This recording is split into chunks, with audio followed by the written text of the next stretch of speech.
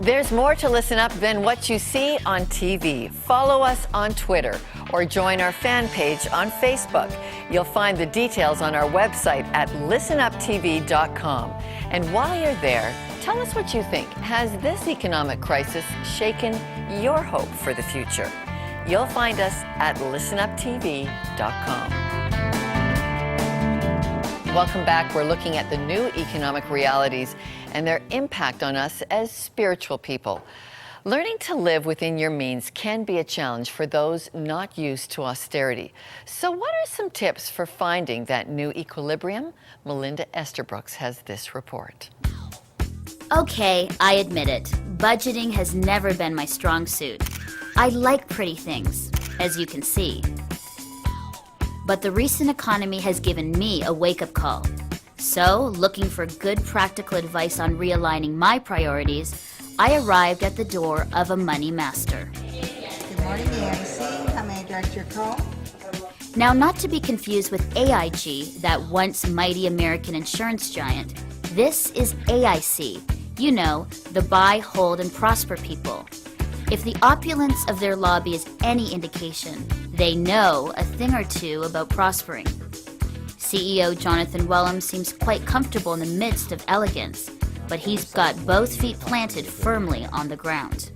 If you go back over the last couple of decades, we've had a large escalation in the debt levels throughout our developed world, and particularly in North America and even more intensely in the United States. And what that means is that people have been buying goods and services on debt that they really can't afford. Multiply that same problem massively, and what do you get? Millions of people like me, but also entire industries, entire countries buying stuff they can't afford. Throw in some unethical Wall Street insiders, and what have you got? A mess. And so what that practically means is they have to start paying down that debt, and they can't spend as much. So it means that there's going to be less products and services purchases, which places pressure on companies. So there'll be, companies are going to have to shrink. Some companies will go out of business, and people are going to have to recalibrate their spending back to what they can afford and what are the most important items they really need to be buying. It isn't going to be easy. It puts a lot of stresses through the whole system. And it will cause a lot of people to reevaluate their lives, and I think in a good manner, but it will be painful. For many people, they have been living very responsibly. They're still broadsided because the economy weakens, and their jobs could still be at jeopardy, even though they were good savers and weren't encouraged to rack up the kind of debt levels. But for other folks, if their purpose and meaning really was in the accumulation of things and all of a sudden that's taken away from them, I think in many cases that's devastating, and they really have to go back to basics and reevaluate their lives. Jonathan says it's a much needed, long overdue moral wake-up call. I hope it's a moral wake-up call. I think there's tremendous ethical implications. And right now the way we have been functioning is spending the next generation's wealth.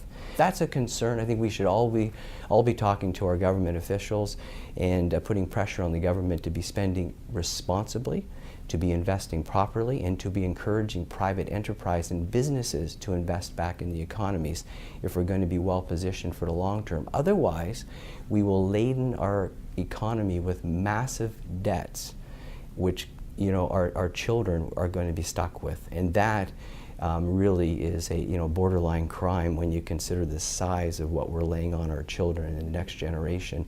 This to me is a serious issue. But what can we as individuals do? Plenty, and it starts with getting back to the basics. The first step is a budget. It really is going back to basics, probably the same things I know that my mother taught me and their generation before them. The people actually went through the Depression and went through sort of the ups and downs of the economy. Go back to a budget.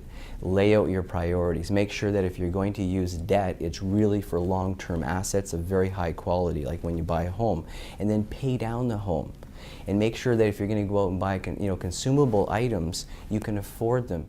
As a Christian, Jonathan has reflected long and hard on what Jesus teaches about money. I think, again, one's life is focused just on the love of money or the love of things. It will lead to all sorts of bad outcomes, because that's not what our ground should be. Our ground and our foundation must be our relationship with God. It is relationship oriented, which then spills over to our relationship with our fellow human beings that we associate with, our families, our structure. This is the most important thing. It has to anchor us. And then the money and wealth becomes a tremendous tool that we can use in service of helping people, whether it's people that don't have as much as us and giving them a hand up so that they have opportunities, or whether it's investing in businesses and creativity and enterprise so that we create jobs and efficiencies in the economy. We should be investors. We're here to live purposeful lives and to help all of those around us. And that gives us a true value, I think, even more so when there's a recession. So it gives us greater opportunity to make a difference in our lives and in the lives of other people. Continuing the journey of discovering proper financial priorities, I'm on the road again. For Listen Up TV, I'm Melinda Estabrooks. When we come back, lessons of frugality and life from those who know poverty.